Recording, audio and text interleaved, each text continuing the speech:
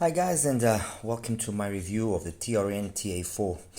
This is the latest from TRN. It's a 2BA 2 dynamic driver earphone. And basically it's a continuation of what's started with the MT4, which was a dual dynamic driver, and then it was upgraded into TA3 in terms of concept with the addition of one single BA, and now they've added another second BA, and so there's now two 33518s sitting in the nozzle, which it's one of those situations where it can be well done, it can be not so well done, it can showcase certain aspects, it can be aggressive. It's one of those things that it depends just how, in my opinion at least, on how it's implemented. Anyway, this is the box of the TA4, simple, very much along the lines of what usually TRN gives us. Take away the sleeve, open it up, the IEMs came sitting over there, and inside here was a box with is a box with the accessories. What are the accessories? Well, it brings the famous T-tips and some foams, okay, loads of tips, so in that aspect not bad, well supplied. It is using a modular cable, so it brings all the three plugs, the 3.5, 2.5 and 4.4, which I am using the 4.4. There's some more tips as well. So yeah, I mean, in terms of the accessories, it's fine. The only thing that I wish it would have brought is actually a carrying case, but look, it's not a deal breaker. Obviously, when we're talking $80, which is what it's costing, and I got this particular one from HIFIGO, you expect a full complete package of accessories. I mean, there's plenty other options out there, but it's fine. Look, I guess you can't really complain too much. It is what it is. I guess they've spent the money where it matters, which is in the actual drivers. Anyway, as for the IEMs, as for the IEM itself, the cable is actually a nice cable. We've seen this cable before, and I actually like this cable. It measures out quite nicely, doesn't tangle easily. If there is only one little minor thing that I would call attention to, is that I just don't like the termination of the plugs. I just don't like the termination of these plugs. It's just not nice. As for the IEM themselves, nice IEM, kind of gives you an idea of an open back design, resin shell, metal face plate, sandwich. Let's put it that way. And inside, as I was saying, it's got two dynamic drivers and two BAs. The dynamic drivers are basically the same dynamic drivers that you found in the TA3. So 10mm dynamic driver, beryllium coated, and a 6mm, which is titanium. And the TA3 in itself got its inspiration from the MT4. Okay, which had again a 10mm beryllium coated and a 6mm PET driver. The MT4 unfortunately was plagued with a little bit of issues with regards to how the connection between the two drivers are done, and it was a little bit of a hit and miss, because that connection would sometimes get blocked with glue in the building process of the actual IM, and it would just mess things up, and you wouldn't get sound from, proper sound from one of the drivers. It was a little bit of a little quality control or quality manufacturing problem that it had. Resolvable, yes.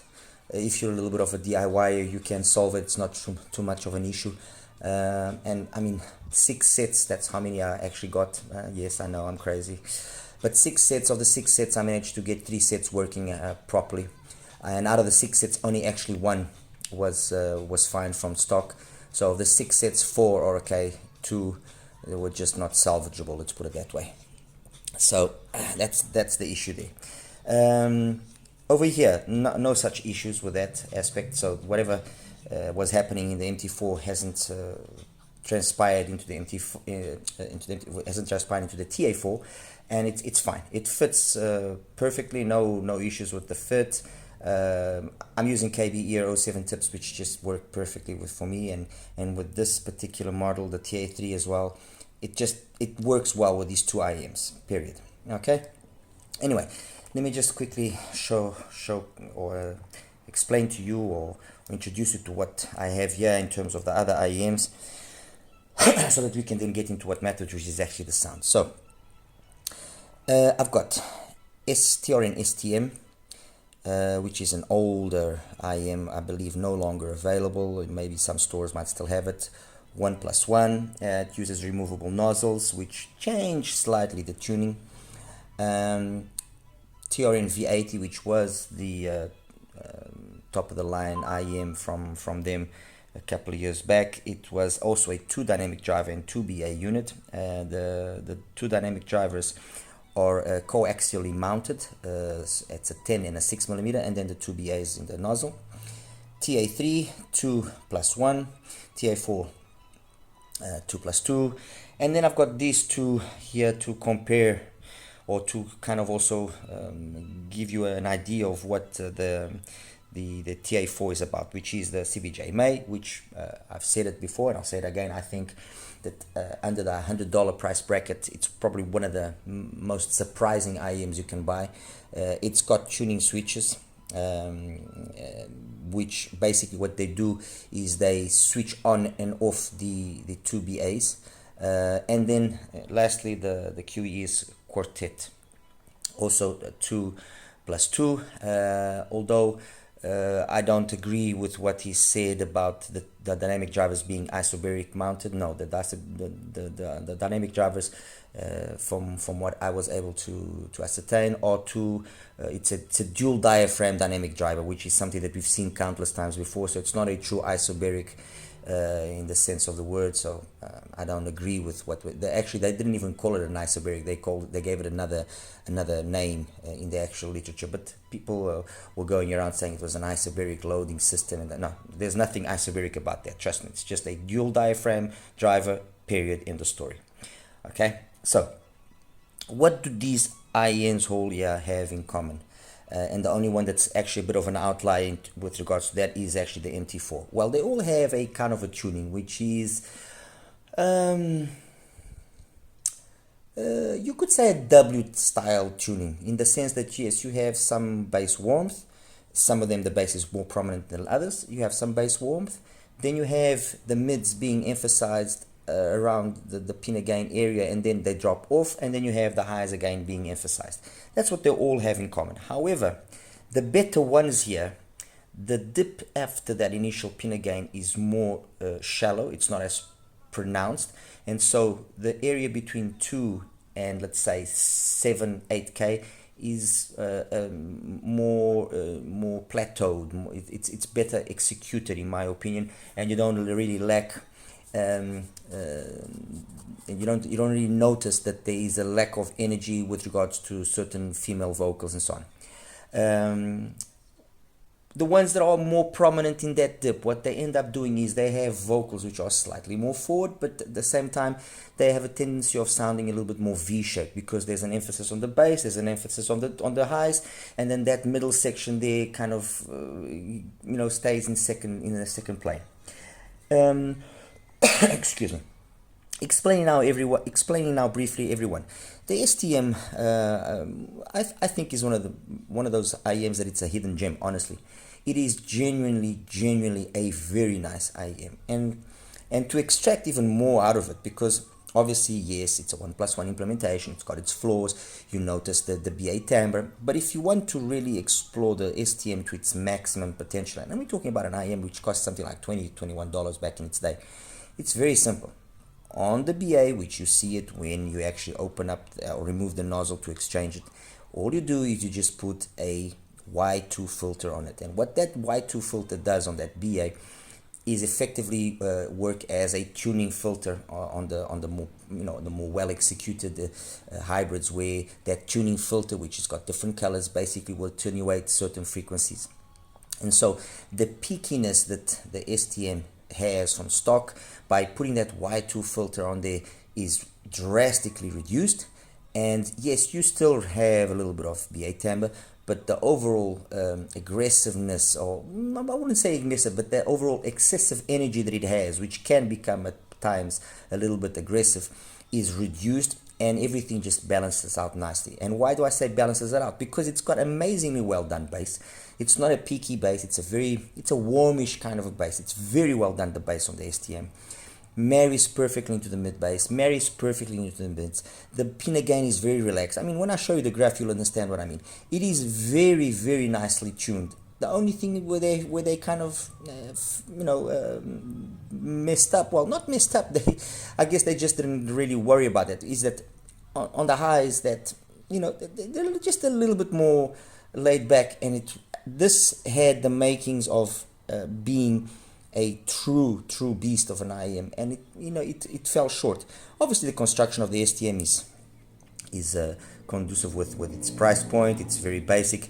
The dynamic driver used in there is actually a very good dynamic driver used in many other TRN models and other brands, mind you.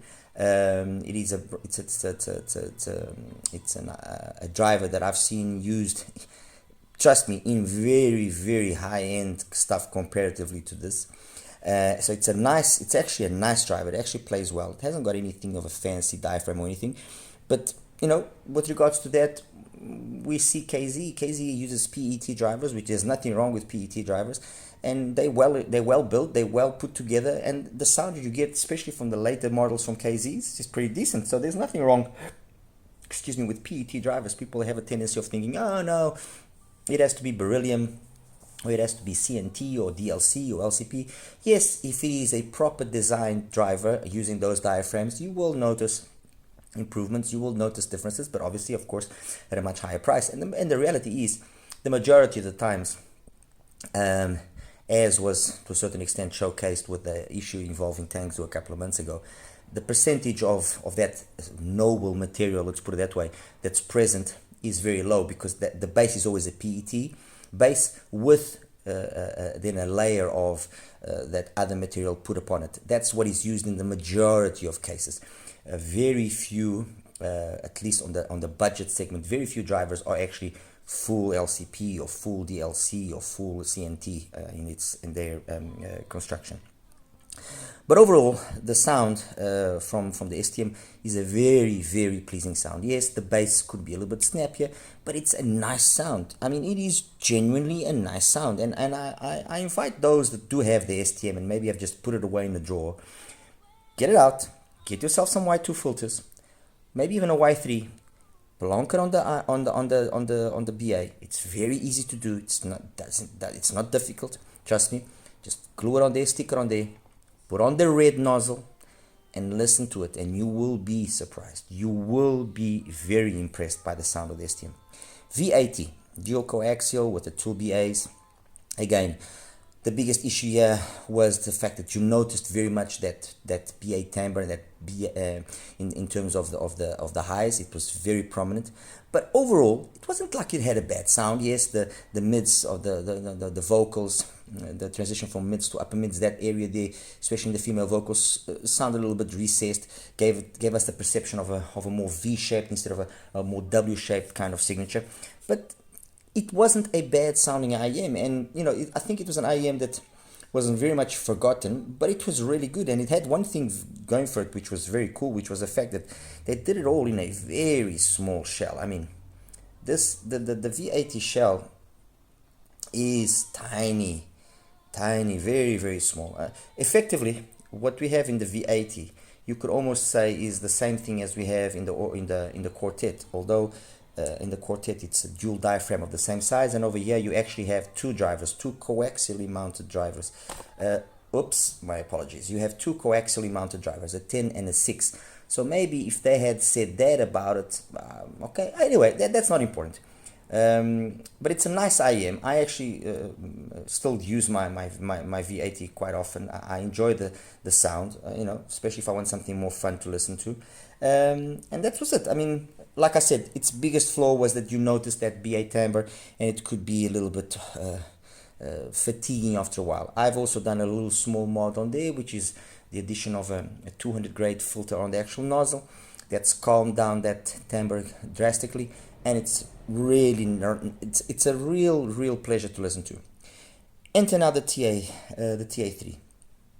When I reviewed the TA3 initially, I wasn't impressed. And I wasn't impressed because I honestly thought that the TA3 didn't suffer from the same issues as the MT4. And unfortunately it did. And so my initial impression of the TA3 wasn't a very favorable one. It has got a bass which is more along the lines of the bass of the V80, so more prominent in the bass. Not as prominent in that dip past the 2K peak, more or less, of the pinna gain, but then it's got crazy amounts of upper mids and treble, which if you don't have the proper tip and if you don't have a set which is in perfect condition working wise, which is the case of this one here, which is in good working conditions, then you will have the opinion that I had, which was that it was a shouty IM, that it was a drastic step back, because in essence this has got very much the same kind of tuning that you have in the V80.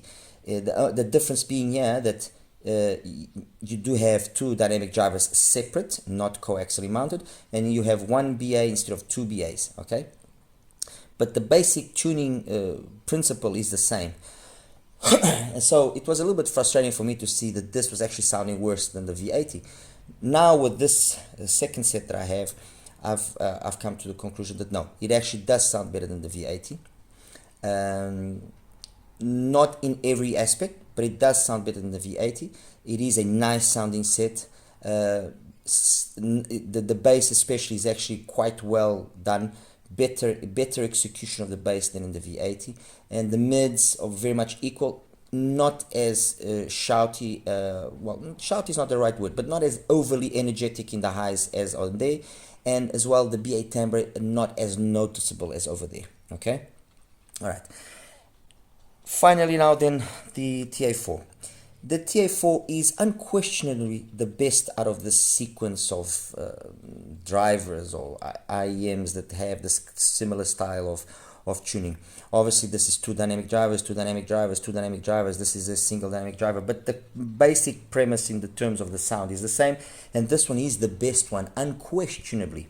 It's got the best execution in terms of bass. The bass here on the TA4 is very much a bass which is reminiscent of the bass of the STM, so very mellow, no prominence. It's actually, there's a slight roll off even below around 40-50 hertz. There's a slight roll off, but nothing that's too significant, or even for that matter noticeable. I mean, I was listening to my playlist, and you know, you guys that follow me, and you will obviously then be able to actually see the songs in question. I like some nice tribal house music, and a song like We Are One from Black Coffee, for example. It does it perfectly. It's got more than enough note weight. There's no lack of note weight. Good speed. You can feel that the driver is a good quality driver, very much like you also already felt in the TA3, and even on the MT4. The bass on these three IEMs is very well done. So the unit being used for the bass is a good unit, unquestionably. Mids, again, it's got that same style, but with a less dip after that initial pinna gain peak, and that translates itself as well to a more balanced sound. Male vocals, female vocals, they sound very, very balanced out. No recession, nothing. Timbre and tonality, unquestionably, this one has got the best timbre and tonality of these four, all right, unquestionably, with a close second actually to this being the timbre and tonality of the MT4. But timbre and tonality, although over there it's a little bit thicker, but it's still well done. But it's got the best timbre and tonality of the four. Highs, they've been much better executed than on the TA3 and on the V80 and on the STM for that matter. And you notice that BA timbre is again being more subdued. So, you know, without a doubt, the best high frequency of these.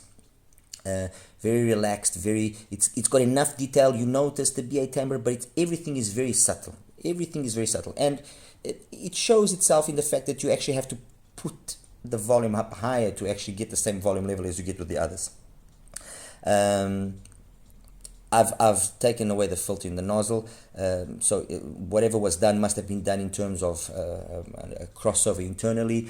I'm not sure what they did, if they're using some sort of a Zobel network like KZ has been using to better control the driver's output. Excuse me, but whatever it is that they've done here, they've done it well, and you notice it. So bass is well executed, it's got good speed, it's got good resolution, good detail. Mids are, for me as well, perfectly executed. There's nothing wrong with the mids. They're clean, they're detailed. You listen to songs like Dreamsketcher by Billy McLaughlin. Perfect. There's you know, you got to listen to it, period. It does it very well. Clean. His voice is detailed. The guitar comes across beautifully. Hotel California from Eagles, be it the live version or the again, in my opinion, very well executed. There's nothing really, you know, that you can point as a fault. Wicked Games from Chris Isaac as well, very nice. And if I go into other styles like Unconditional from Soul Persona, plenty of dynamics. It's got plenty live to keep things always very engaging. Female vocals, All With Envy from Chris Botti, amazing. It's actually Chris Botti with Sean Calvin. Beautiful. What else? Let me see here. Sunrise from Larry Carlton, the guitar, excellent execution. Let me see.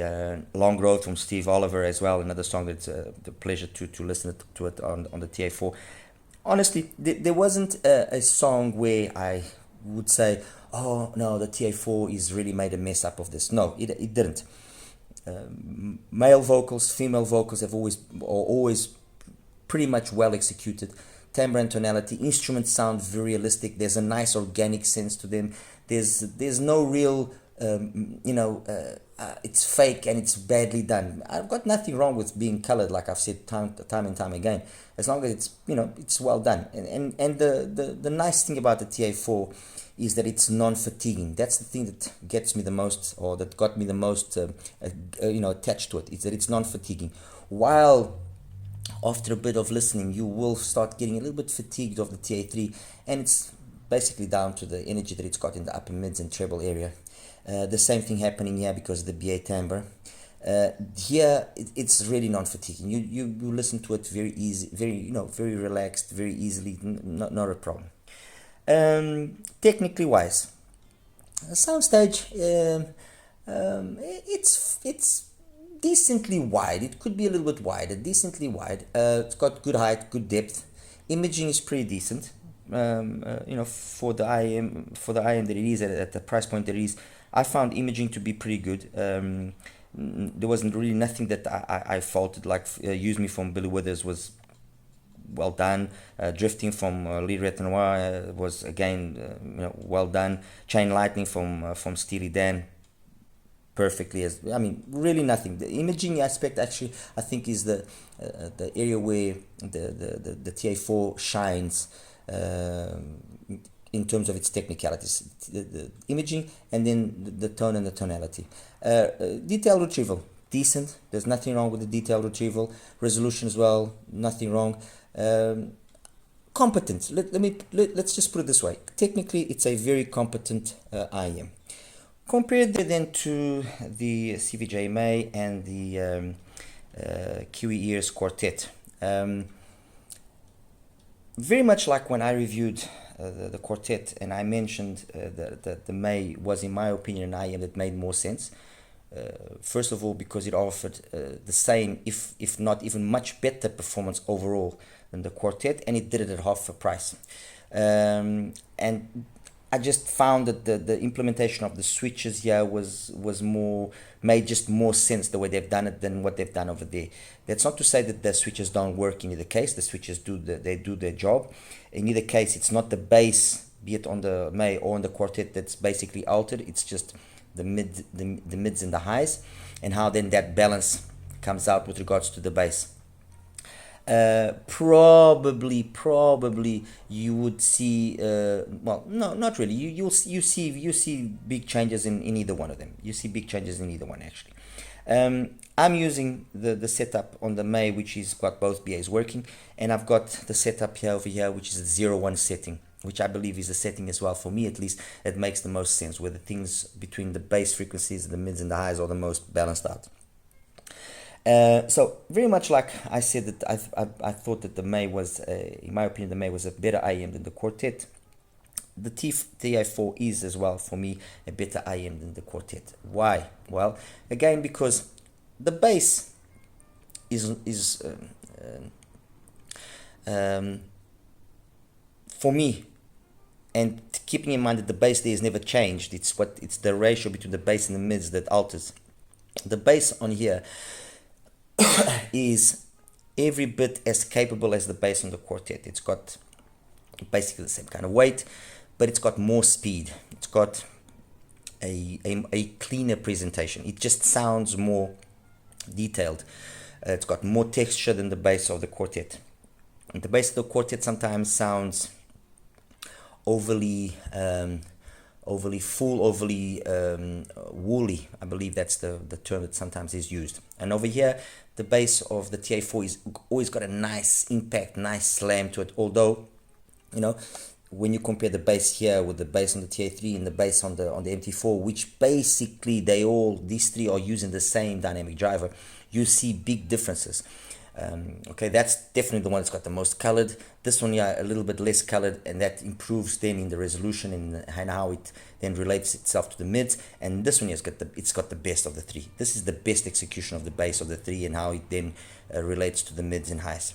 And that's the first thing that for me at least kind of jumped out. It's how well it's done, and it shows itself as a better execution of bass than the Quartet. Is it a huge difference? No, it's not a huge difference. It's a difference which I notice it, and specifically with the music that I listen to, I can pick up on it. And you know, this is always the case. There will be people that obviously will think, oh, but Akros, you're being hard on the Quartet. I'm not being hard on the Quartet. No, the Quartet is a good IEM.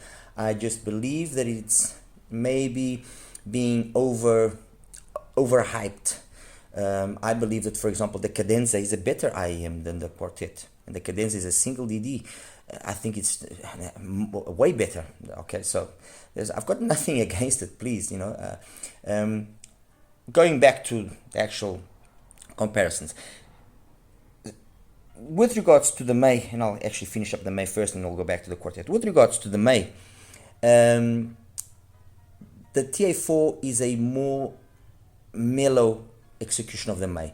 I absolutely love the May. I think the May is super detailed, and that's where you see the difference between the two. There's more detailed retrieval here, there's more resolution here than there is on the TA4. Is it a huge difference? No, it's not a huge difference. Do you notice more the BA timbre there than what you do over here?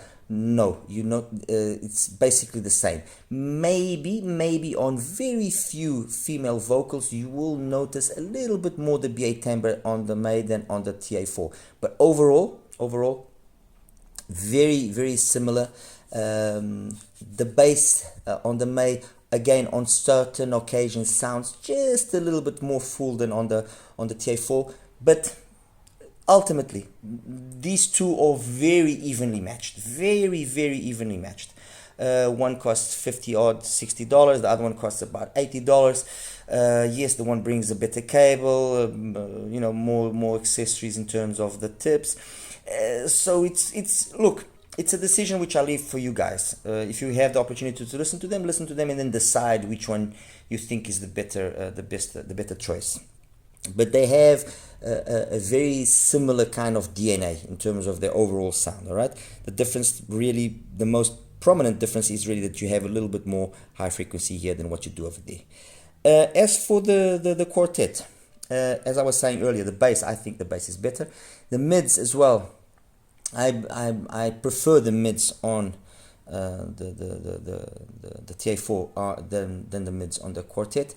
The only area where I think that the Quartet then does catch up and beat the TA4 is in the way that the highs are done. Overall, I still feel that even though obviously the price gap here is smaller, I still feel that the TA4 is good enough and decent enough to justify me saying that I would, if I had a hard choice, I would probably choose the TA4 over the Quartet. And again, let me just repeat this so there's no confusion. I've got nothing against the Quartet. This is just me being as honest and as sincere as I can possibly be. I genuinely feel that the TA4 is probably the one of the better IEMs that TRN has launched in a long time. Okay, it's a very competent IEM. It's been well tuned, and look, I just hope that they will carry on giving us things of this level. That's what they, that's what they should be doing, is products of this level. So yeah, that's it, guys. I mean, with regards to the previous models from TRN, following the same kind of philosophy, definitely the TA4 is the best one, without a doubt. With regards to just these two, I just took out these two. There's other comparisons I can make if you guys want. With regards to the May, it's very comparable. They trade blows. It's the differences here, as I mentioned, is just the highs, and then this has got a metal shell. This hasn't got a metal shell. This has got a better cable. You have to choose which one you prefer. And with regards to the quartet, ultimately, again, it's the same thing. Yes, one has cable, a nice cable. The other one has got a very beautiful execution of the shell. And sound wise, I guess that, personally, I prefer the sound of the TA4, but I'm sure there will be people that will prefer the sound of the quartet for some reason, and I respect that. The best value for money, obviously, is this. Out of all of them, still the best one in terms of value for money is still the May. The May is still the king here in terms of value for money out of all of these IEMs. And that's it, guys. Hope you enjoyed this little take of mine on the TRN TA4. I'll show you now the graphs next, and we'll wrap it up. All right, take care. Hi guys, and welcome now to the graph section for the TRN TA4. Let me just quickly take out all these graphs here and then start introducing them one by one. Anyway, this first graph that I've got up there is the graph of the STM, the TRN STM, the 1+1. And the issue with the 1+1 is that BA, and it's this peak, which in stock format is still another 3 or 4 dBs higher. By adding then just that little Y2 or Y3 filter on the actual BA, it brings it down, and it brings it down to a level that, although still prominent, now becomes way more balanced with the rest. And if you actually look at the rest, if you look at everything up to about 6K, that's actually a nice curve. I mean, everything stays within, so 64 to 70, everything stays within 6 dBs. Bass and mids on the same level. That's really nice. No bleeding to the mids, very well executed. I mean, honestly, really nice. By lowering the treble, you just then make things tolerable and more easy to listen to. So that's the STM. The STM was then more or less not followed because they both existed at the same point. You had the TRN V80, which had more bass, yes, as you can see, but then it suffered from that dip past the peak there of around, close to 2K. Suffered from that peak, and then again crazy amounts of that of upper treble and just too much. You notice too much the BA timbre. By using a 300 grade filter, you kind of tame things down a little bit, makes it a little bit more tolerable. But again, that was the issue here with the V80, and it made it sound very much V. It recessed more the mids than what in reality they should be recessed. Let's put it that way. Then TRN, I'm going to take out these two. Then TRN came out with the MT4. Okay, and the MT4, this is a good one. It's nice. It's good bass, really good bass, very prominent, engaging bass. Basically on the same level, the bass with the upper mids, a little bit recessed the vocals, but nothing too dramatic. And good extension past 10K. It's a nice engaging sound. It's not supposed to be audiophile correct or anything of the sort, but it was fun, it was engaging, and it was the beginning of then the TA the TA3, the TA4, and on all those IEMs that followed thereafter. So the first one I'm going to show you now is then the TA3, which is number 13.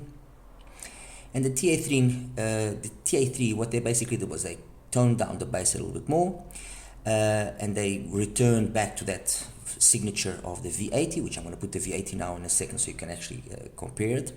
And then they gave it all this, it's got all this energy here in the upper mids, well, not upper mids, in the treble and presence area, which is, it can become a little bit just too much at times.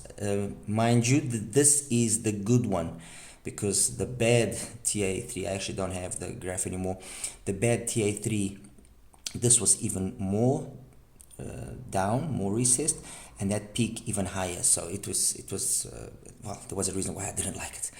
Compared to the V80, you can see where the inspiration was fetched. It's got the same kind of bass execution, the same sort of dip past the 2K peak, but not as prominent in the TA3, and everything just sounds overall a little bit more balanced in that aspect. Were it not for this excessive energy here, it actually would be much better than it, in reality it is anyway. Then TA4, which is now the latest one, and the TA4, they've again improved things, so they've lowered a little bit. There's got like a bit of a sub bass roll off, like I said, around 40-50 hertz is a rule of roll off, but you don't really notice it. The rest of the bass is the same. The mids, they've pushed the peak right onto 2K, just over 2K, while on the TA3s was just before, right onto 2K. Plateaued that a little bit more, the dip there at 5, still got that peak, but everything is completely different. The dynamics of the TA4 completely different. It doesn't sound anyway like it's got a very prominent BA timbre. It doesn't sound like the treble is trying to kill you or anything of the sort. It sounds really good, really good. Nice extension past 10K. This would be an indicator of good soundstage or good 3Dness, and it's decent. It could be better, but that's not its strong point. Its strong point for me is the imaging, which is pretty decent, and then again the timbre and the tonality. Compare them to the May and the Quartet. Compared to the May, you can see again very much the similarities.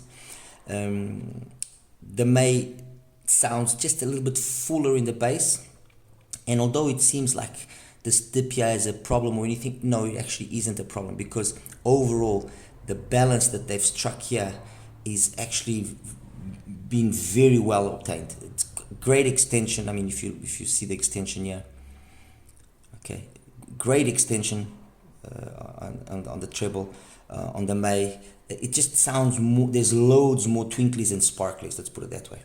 And that's the biggest difference that you actually notice between the two, like, you know, in a quick A-B comparison. It's basically the same, mids basically the same, but it's the detail up top where you see the difference, which is actually interesting, because, you know, on graph you would think that the TA is going to be keeping up, and it doesn't. The TA4 that doesn't have as much twinklies and sparklies.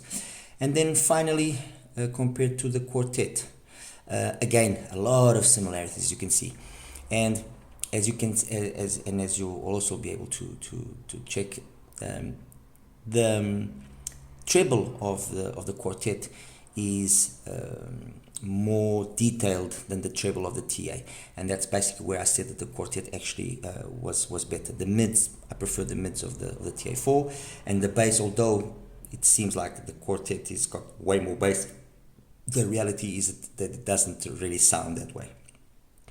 So yeah, I mean, you know, let me just put here the May so you guys can see the TA3, and you can all see that they all have a very kind of similar curve on the bass, a little bit down, a little bit up, but very similar. The peaks, the way the pin gain is done and where it peaks, it changes on all of them a little slightly. If you have to outright see which has got the best pin gain peak, probably the TA4 has got the best one. The May peaks earlier, as you can see, but it doesn't sound in any way forward. The TA3 does peak as well earlier, but it just doesn't sound as competent as the May or the TA4. And the Quartet also peaks a little bit later, very much like the the TA4. So probably the Quartet and the TA4 are the ones that have the best, graphically wise at least, the best execution of the pinna gain and where it peaks.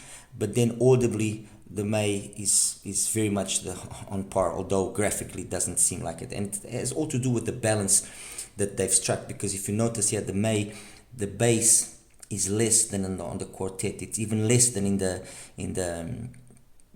TA4, and that balance is the most important thing. You know, it's ultimately what dictates how the overall tonality, timbre, the cleanliness of the sound is obtained. And that's it, guys. I hope you enjoyed this little take of mine on the TA4. I think it's a definite wreck, honestly. It's a definite wreck. Very nicely executed. The tuning, you know, decent enough accessories.